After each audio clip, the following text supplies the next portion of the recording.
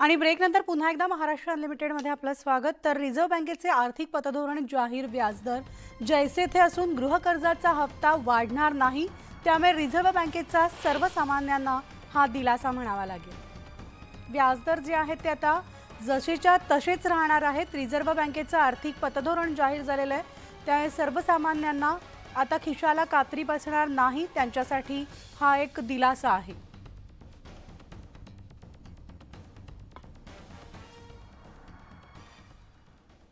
तर बहुप्रतीक्षित असलेल्या नवी मुंबई मेट्रोचा लोकार्पण सोहळा नवरोत्सवात पंतप्रधान नरेंद्र मोदी यांच्या हस्ते होण्याची शक्यता आहे आणि त्यासाठी रायगड जिल्हाधिकारी योगेश म्हसे यांच्या अध्यक्षतेखाली एक नियोजन बैठक पार पडली।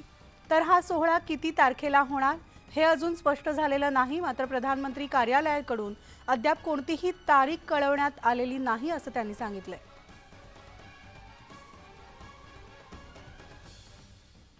आणि आता कल्याणहून एक ब्रेकिंग बातमी आहे। कल्याण रेल्वे स्थानकात डेक्कन क्वीन एक्सप्रेस मधून 2 प्रवासी पडल्याची घटना घडली आहे। यामधील एकाचा जागीच मृत्यू झालाय, तर एक जण गंभीर जखमी आहे।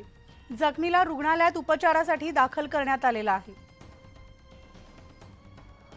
आमचे प्रतिनिधी गणेश गायकवाड आपल्या सोबत आहेत। गणेश, डेक्कन क्वीन एक्सप्रेस मधून 2 प्रवासी पडल्याची घटना घडली आहे। या घटनेत एकाचा मृत्यू झालाय, काय सविस्तर अपडेट्स?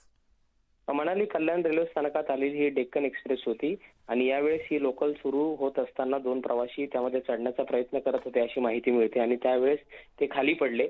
याची माहिती रेल्वे अधिकाऱ्यांना कर्मचाऱ्यांना मिळाल्यानंतर त्यांनी तात्काळ घटनास्थळी धाव घेतली। मात्र यातील जो एक प्रवासी आहे तो मृत झालेला आहे आणि जो जखमी प्रवासी आहे गंभीर जखमी त्याला तात्काळ जवळच्या रुक्मिणीबाई रुग्णालयात उपचारार्थ दाखल करण्यात आलेला आहे।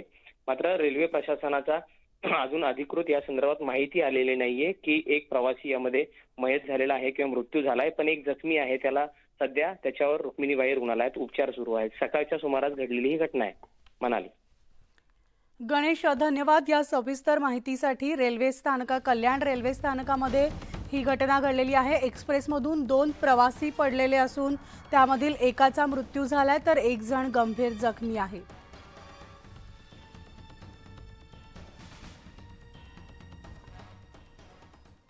आणि या बातमीसह आपण वळणार आहोत पुढच्या बुलेटिनकडे, मात्र त्यापूर्वी आमचं फेसबुक, यूट्यूब आणि ट्विटर या सोशल मीडियाला तुम्ही फॉलो आणि सबस्क्राईब करायला विसरू नका। न्यूज 18 लोकमतवर बातम्यांचा हा असाच सुरू असतो। शिवाय आज राज्यामध्ये अनेक महत्त्वाचे निकाल जे आहेत, ज्या याचिका दाखल केलेल्या आहेत ते निकाल आज येणार आहेत आणि त्याचे सगळे अपडेट्स जे आहेत ते आम्ही तुमच्यापर्यंत पोहोचवणार आहोत। आता आपण पाहूयात 10 सेकंदात 10 बातम्या।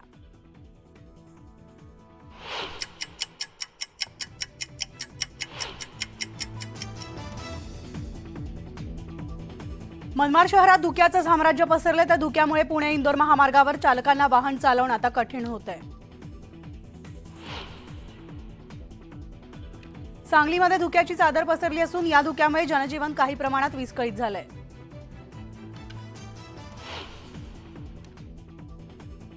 सिक्कीममधील ढगफुटीमध्ये बीडमधील जवान बेपत्ता झाला असून पांडुरंग तावरे असे या जवानाचं नाव आहे आणि त्याला अद्याप शोध न लागल्यानं त्याचं कुटुंब चिंतेत आहे। नगरमधील अर्बन बँकेचा परवाना रिझर्व्ह बँक ऑफ इंडियाकडून रद्द करण्यात आला, त्यामुळे आता 322 कोटींच्या ठेवी अडकल्यानं खातेधारकांमध्ये खळबळ उडाली आहे। करमाळा तालुक्यामधील 16 ग्रामपंचायतींच्या निवडणुकीचं बिगुल वाजले, तर या निवडणुकीत 5 नोव्हेंबरला मतदान होणार असून 6 नोव्हेंबरला मतमोजणी होणार आहे।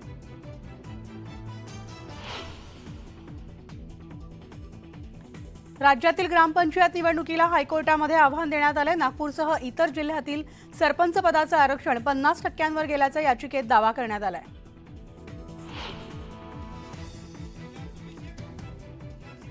बीड जिल्ह्यामध्ये रेशीमच्या उत्पादनात वाढ झाली, तर बाजार समितीमध्ये 3 महिन्यामध्ये 224 टन कोशाची आवक झाल्याचं समोर आलंय।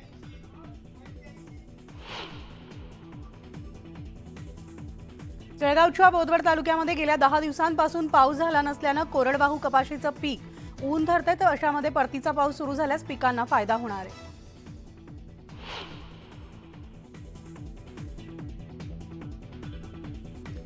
तर युटर्न घेताना चालकाचं नियंत्रण सुटल्यानं बसचा अपघात झालाय। बुलढाण्यामधल्या मर्दळी घाटात ही घटना घडली असून 13 प्रवासी जखमी झाले।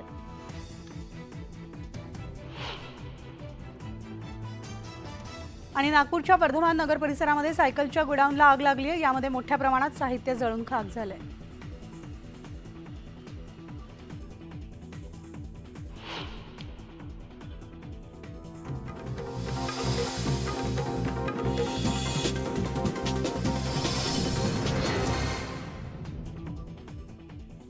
नमस्कार, मी मनाली। आपण पाहताय न्यूज 18 लोकमत आणि पाहणार आहोत 25 मिनिटांमध्ये 50 बातम्या। त्यापूर्वी नजर टाकूयात महत्त्वाच्या बातम्यांवर। मुंबई पोलिसांच्या नियंत्रण कक्षाला धमकीचा ईमेल, तर घातपात घडवण्याची दिली धमकी। सुरक्षा यंत्रणा अलर्ट मोडवर।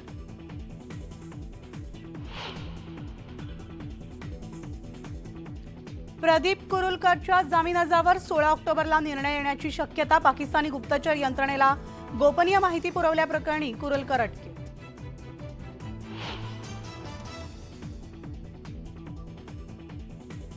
राष्ट्रवादी पक्ष नेमका कुणाचा, यावर निवडणूक आयोगामध्ये सुनावणी। शरद पवारांचं नियुक्तीपत्र निर्णायक ठरण्याची शक्यता।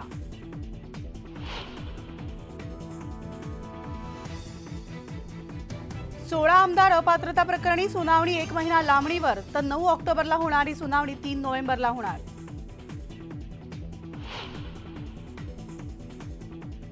पालकमंत्री झाल्यानंतर हसन मुश्रीफ पहिल्यांदाच कोल्हापुरात येणार। डीपीडीसीच्या बैठकीमध्ये समरजित घाटगे आणि मुश्रीफ आमने सामने येण्याची शक्यता।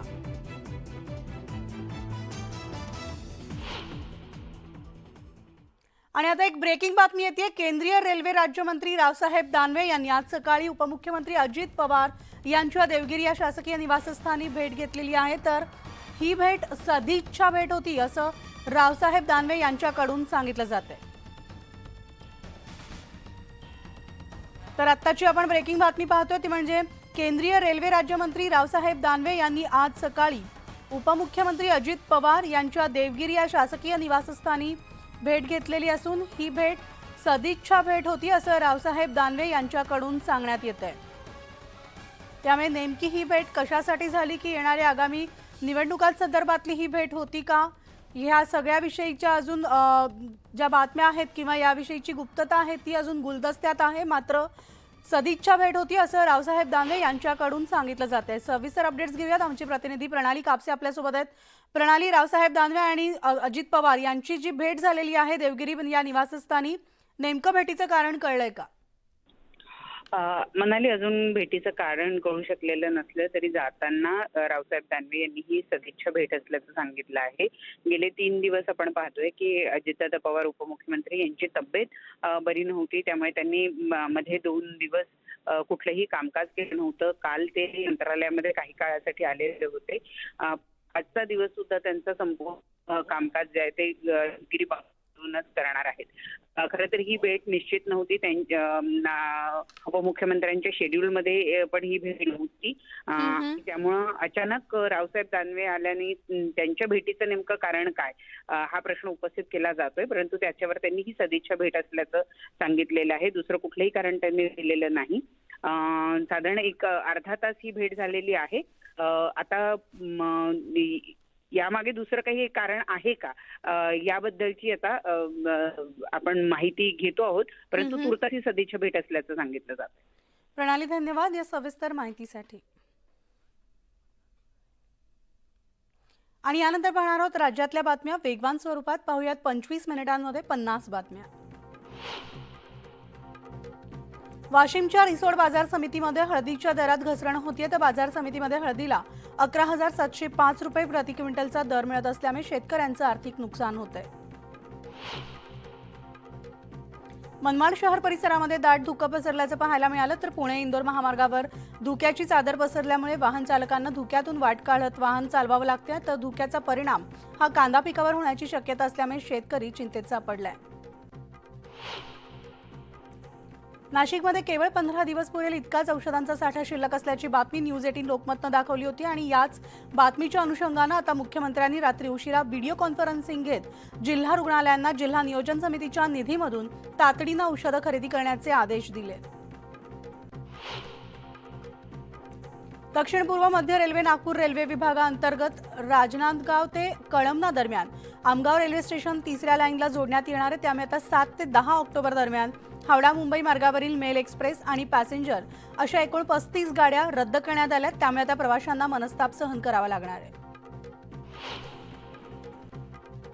तर धाराशिवमधील वरवंटी, वडगाव, सिद्धेश्वर, कामठा, अपशिंगा परिसरात बिबट्याचा वावर कायम आहे आणि वरवंटी रोड परिसरामध्ये बिबट्यानं शेळीची शिकार केलेली असून शेतकऱ्यांमध्ये भीतीचं वातावरण आहे। तर बिबट्याचं चित्रीकरण करण्यासाठी नागरिक जिल्हाधिकाऱ्यांच्या आदेशांचं उल्लंघन करत असून हा अतिउत्साहीपणा जीवावर बेतण्याची शक्यता आहे।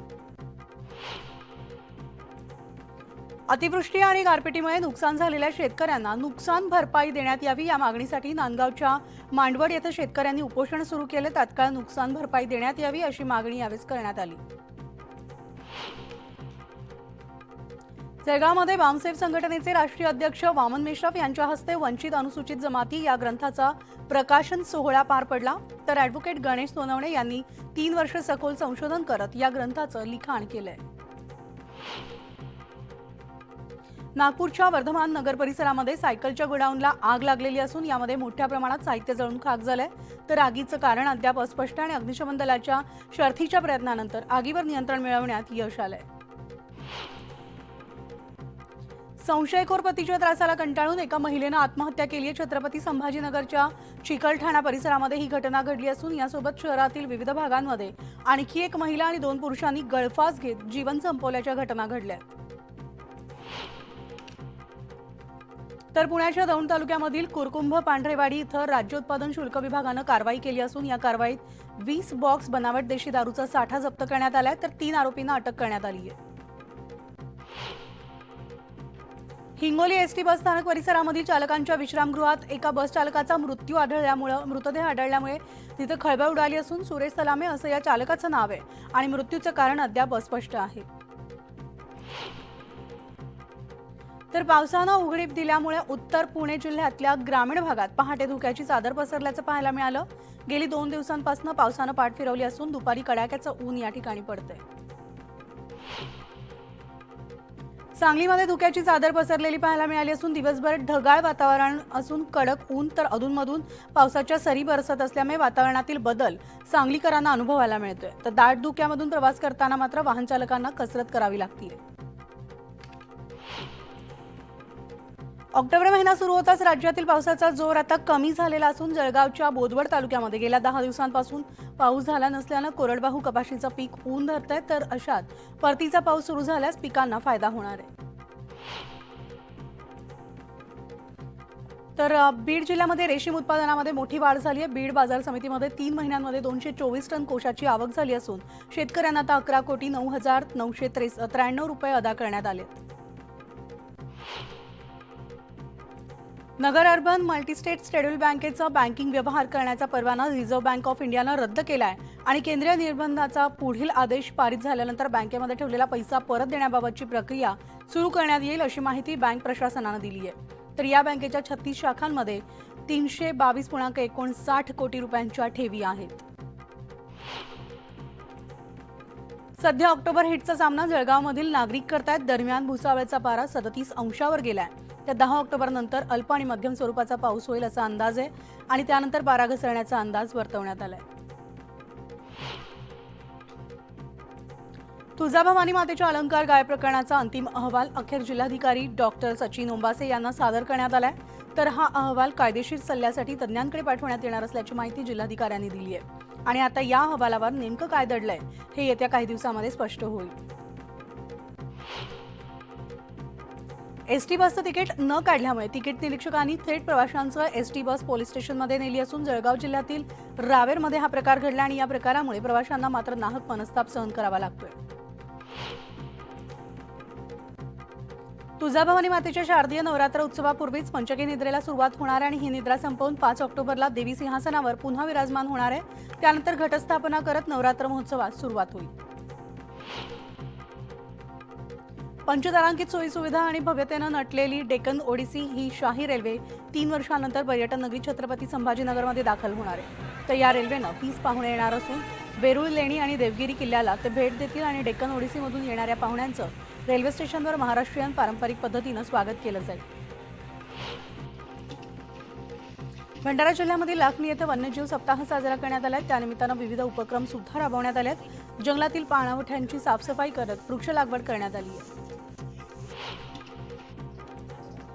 तब्बल 17 दिवसांनंतर विदर्भाच्या राजाला वाजत गाजत निरोप देण्यात आलाय. त्यावेळेस काढण्यात आलेल्या विसर्जन मिरवणुकीमध्ये हजारोंच्या संख्येनं नागरिक सहभागी झाले. तर महाआरतीला आमदार यशोमती ठाकूर उपस्थित होत्या. राष्ट्रवादी काँग्रेसमध्ये फूट पडल्यानंतर आता पक्षाच्या चिन्हाचा वाद थेट निवडणूक आयोगामध्ये गेला. राष्ट्रवादीमध्ये शरद पवार गट आणि अजित पवार गट असे 2 गट निर्माण झालेत. दोन्ही गटांमध्ये पक्षाचं नाव आणि चिन्हासाठी कायदेशीर लढाई सुरू झाली आहे. तर आज यावर निवडणूक आयोगामध्ये सुनावणी पार पडणार आहे. 16 आमदार अपात्रता प्रकरणी आता 3 नोव्हेंबरला सुनावणी होणार असून ही सुनावणी तब्बल 1 महिना लांबणीवर गेली आणि यापूर्वी 9 ऑक्टोबरला सुनावणी होणार होती. सुप्रीम कोर्टामधील सुनावणीला तारीख पे तारीख सुरूच आहे. तर विधानसभा अध्यक्ष आमदार अपात्र प्रकरणात निर्णय देण्यास दिरंगाई करत असल्याचा आरोप करत ठाकरे गटाकडून सुप्रीम कोर्टात याचिका दाखल करण्यात आली आहे. जळगावच्या चोपडा शहरामधील भुयारी गटारांसाठी जवळपास 86 कोटी रुपयांचा निधी मंजूर करण्यात आलाय. मात्र याचं श्रेय हे नगरपालिकेमधील काही माजी पदाधिकारी घेण्याचा प्रयत्न करतात आणि हे दादांत खोटं असून हा निधी केवळ आमदार लता सोनावणे त्याचबरोबर माजी आमदार प्राध्यापक चंद्रकांत सोनावणे यांच्या प्रयत्नातूनच मंजूर झालाय असं सभापती नरेंद्र पाटील यांनी म्हटलंय. तर राज्यातील ग्रामपंचायत निवडणुकीला आता हायकोर्टात आव्हान देण्यात आले. नागपूरसह इतर जिल्ह्यातील सरपंच पदाचं आरक्षण 50% गेल्याचा याचिकेत दावा करण्यात आलाय. त्यामुळे निवडणूक घेण्यापूर्वी सरपंच पदाच्या आरक्षणात आवश्यक सुधारणा करण्याची मागणी करण्यात आली आहे. करमाळा तालुक्यामधील 16 ग्रामपंचायतींसाठी निवडणूक पार पडणार आहे. त्यामुळे आता तालुक्यामध्ये इच्छुक उमेदवारांची लगबग पाहायला मिळते. दरम्यान कार्यकर्ते सुद्धा आता कामाला लागलेत. तर मुख्यमंत्री एकनाथ शिंदे यांनी राज्यातील आरोग्य व्यवस्थेचा आढावा घेतला. यावेळी प्रत्येक जिल्हाधिकाऱ्यांनी आपल्या जिल्ह्यातील सर्व शासकीय रुग्णालय, महापालिका आणि नगरपालिकांची रुग्णालय, प्राथमिक आरोग्य केंद्र, वैद्यकीय महाविद्यालयाच्या अखत्यारीतील रुग्णालयांना तात्काळ भेट देऊन पाहणी करण्याच्या सूचना त्यांनी दिल्या. तसंच सद्यस्थितीचा अहवाल सादर करण्याचे आदेश सुद्धा मुख्यमंत्र्यांनी जिल्हाधिकाऱ्यांना दिले. कोल्हापूरच्या पालकमंत्रीपदी वर्णी लागलेले हसन मुश्रीफ आज कोल्हापुरात येणार आहेत. या ठिकाणी ते जिल्हा नियोजन आयोगाची बैठक घेणार असून या बैठकीला समरजित घाटगे सुद्धा उपस्थित राहणार असल्याचं सांगितलं जातं. तर बिहारप्रमाणे आपल्या राज्यात सुद्धा आता ओबीसीची जनगणना झाली पाहिजे असं मत जरांगे पाटील यांनी व्यक्त केलं आणि नेमकं कोणाला किती आरक्षण आणि कोणाची किती संख्या हे या जनगणनेमधून स्पष्ट होईल असं मत मनोज जरांगे पाटील यांनी धाराशिव इथं बोलताना व्यक्त केलंय. तर पुण्यामधील हनी ट्रॅप प्रकरणी प्रदीप कुरुलकरच्या जामिनावर आज सुनावणी होती आणि कुरुलकर प्रकरणाचा तपास पूर्ण झालेला असून 16 ऑक्टोबरला निकाल येण्याची शक्यता आहे. पुणे रेल्वे विभागामध्ये फुकट्या प्रवाशांच्या संख्येमध्ये आता वाढ झाली आहे. पुण्यात एका महिन्यात 18,000 विनातिकीट प्रवास करणाऱ्या प्रवाशांवर कारवाई करण्यात आली असून 1,42,00,000चा दंड वसूल करण्यात आलाय. तर आर माधवन यांना एफटीआयच्या अध्यक्षपदाची सूत्र स्वीकारलेली आहेत. यावेळेस विद्यार्थी संस्थेतील विविध विभागांचे प्रमुख, शिक्षक आणि कर्मचारी यांच्याशी संवादही साधलाय.